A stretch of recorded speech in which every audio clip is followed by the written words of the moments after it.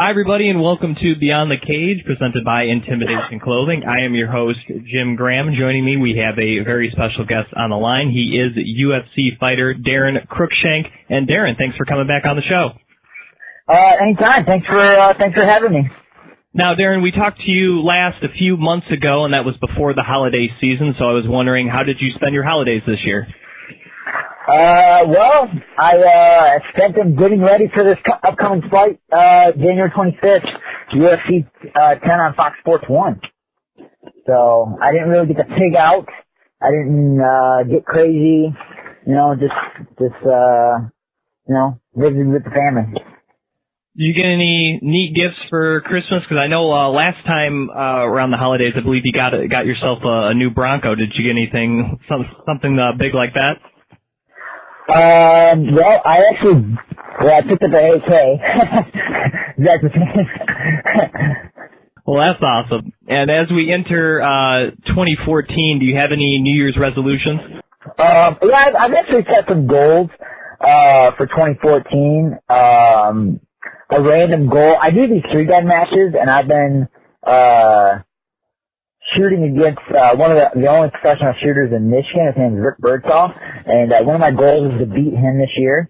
Obviously, I'd like to try. My goal is to get 4 wins in the UFC this year. I'd like to fight 4 times with 4 wins. Yeah, that's about it. I want to buy a Polaris Razor.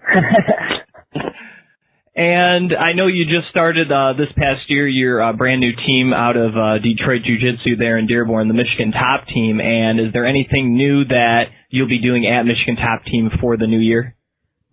We have a goal set for Michigan Top Team. We don't currently have a kids program going. We want to start a kids wrestling program and possibly like an MMA juniors program too.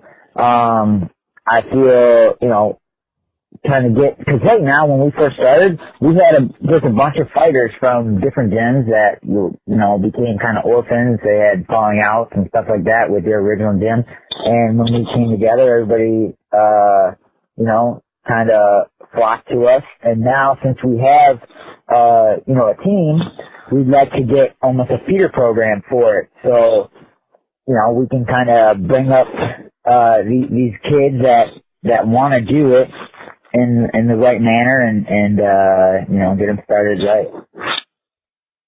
And speaking of training camps, I saw that you will be one of the several UFC fighters that will be running the MMA Draft Michigan Combine event, and I was wondering if you could tell our listeners what's going down for that draft combine put on by the MMA Draft organization. Well, it's a lot of agility tests and strength and agility, and then they go into grappling, and then I want to say, I don't know if there's going to be sparring, but I know there's going to be pad work, and it's just, it's your eye favor, basically just checking out and seeing what kind of talent is around, in Michigan, and then if he sees, a potential candidate, I believe he's going to allow them to come and train at, Team Alpha Male, in Sacramento, California.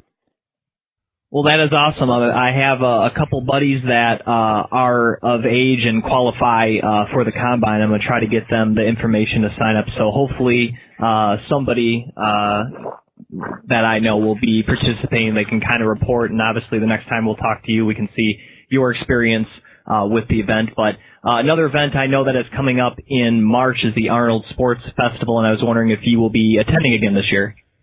The Arnold Classic, I love going to that thing. It's sweet. I actually just like walking around and like talking to people and seeing all like the sexy girls just walking around like nothing. I love it. All right. Well, I already have. I'm definitely gonna book my hotel room very soon for that. So definitely, hopefully, I can see you down there this year. And I wanted to get your thoughts on this because it just happened not too long ago. That being UFC 168, and we kind of all know what happened in the main event of that event. And I was just wondering, in your personal opinion, do you believe that that will be the last time we'll see Anderson Silva in the octagon with what happened to him against Chris Weidman? Well, I feel like he doesn't have to fight anymore. I mean, the guy's a legend, and no matter what happened in his last fight, he'll always still be, as of today, pound for pound, the best fighter in the UFC ever, you know. So I feel like he has to, recover and come back and try to, you know, go for another run. I feel like he's, you know, there's a time and place, you know. I feel like this is a huge injury. I mean, you snapped your leg in half. It looks so gross. And I want to say the last guy that did that in UFC took like 3 years to come back. You know, if I was Anderson Silva, I would get into like making movies or something like that. Like, you know, he's already done his you know, his little run. So, I mean, what do you guys think?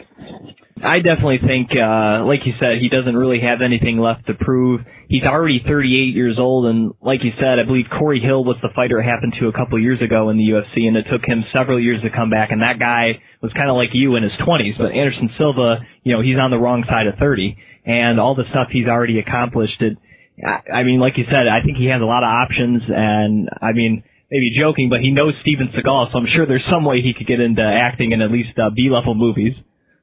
Right, exactly. Jim Graham here on Beyond the Cage, presented by Intimidation Clothing, talking with UFC fighter Daron Cruickshank about his upcoming fight at UFC on Fox 10 against Mike Rio. And real quickly, Daron, looking back at your last fight against Adriano Martins, what were you able to take away from that fight?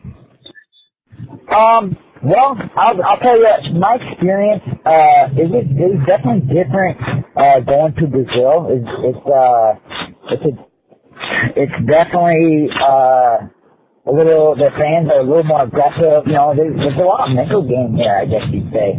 And Adriano Martins, he was huge. He was the biggest dude I've ever seen at 155. I felt like I was like a little kid under him, you know? But other than that, you know, I just got to show up and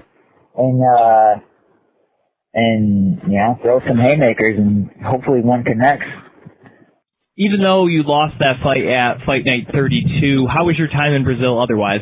It's actually kind of hard to get around in Brazil because everybody speaks Portuguese, so it's you know, I mean, we weren't like near a beach or anything. We're in the middle of the country where it was, I mean, it was kind of cool to see like the different culture and stuff, but it would have definitely been better if we were like next to some hot beach with sand and stuff.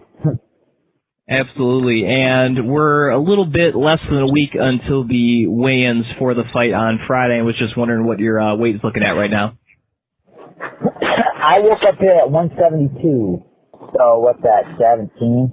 Yeah, so I'll get to, because I got to be there on Tuesday, so I'm going to try to be in the 60s, and then, you know, by the time I start cutting my water out, I'll probably cut about 11 or 12 pounds. Now, your opponent at UFC on Fox 10 will be Mike Rio, and he's known more for his grappling skills. Is that an area you worked on a lot for this fight? The thing is I'm constantly grappling. It's not something that, like, when I fight somebody, I don't get ready for, like, what they're good at, you know, because I'm constantly sharpening all my skills, grappling, wrestling, striking, you know, it's not, you know, it's an MMA fight. I mean, yeah, obviously, I feel like Mike Rio is gonna constantly just try to take me down, because I feel like he's a fish out of water on his feet. He has no clue what he's doing on his feet, and all he has is a good takedown. And as long as I can stop that, I'm going to beat the crap out of him.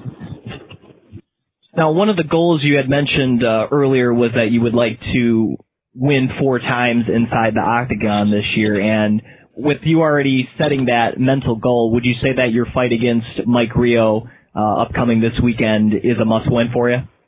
Oh, yeah, obviously. I got to start the year off right, get the ball rolling.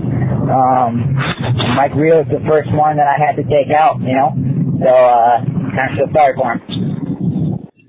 Now, the main event of Fox 10 is Ben Henderson against Josh Thompson, 2 of the guys in your own division, the lightweight division, and I was wondering if you had a favorite or if you had a pick for that fight. I don't really have a favorite. You know, they're both two really tough guys. I feel like it's going to be a really great fight for the fans, and I'm excited to see it. Now, last question, Daron, I'll get you out of here. Your last fight, you came out to Hulk Hogan's theme song, Real American, and I was wondering if you plan to come out to that same song, or you're going to change it up for the fans in Chicago. I am changing it up for the fans. I put something on Twitter a couple days ago, what song should I come out to? A lot of people said Detroit Rock City. A bunch of people said, Eminem song or a Kid Rock song, being I'm from Detroit, and those are Detroit artists. You guys are just gonna have to wait and see and watch the fight to see what I come out to. I'm not gonna tell you. Well, I'll give you a quick suggestion for my pick. I think if you came out to some Stranglehold by Ted Nugent to keep the Detroit, Michigan theme alive, that'd be pretty awesome. I didn't even think about Uncle Teddy. You know what? I should go through his songs and see what he's got. What was that you just said? Stranglehold. Stranglehold? Okay.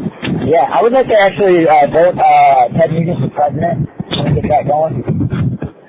For sure, definitely. And anything else you got going on, or you like to let the fans know about your fight on Saturday against Mike Rio?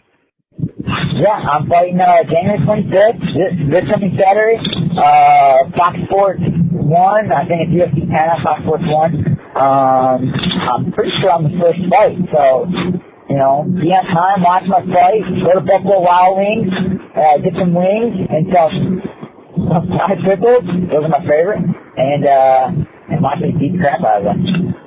He is Daron Cruickshank, UFC fighter. You can follow him on Twitter at Cruickshank155. You're always doing great stuff on Twitter and, of course, your Facebook page as well. And, Daron, once again, thanks for coming on the show. Wish you the best of luck, and I'll be rooting for you on Saturday against Mike Rio. Sounds good. Thanks, guys, for having me. Anytime. Once again, that was UFC fighter Daron Cruickshank right here on Beyond the Cage, presented by Intimidation Clothing.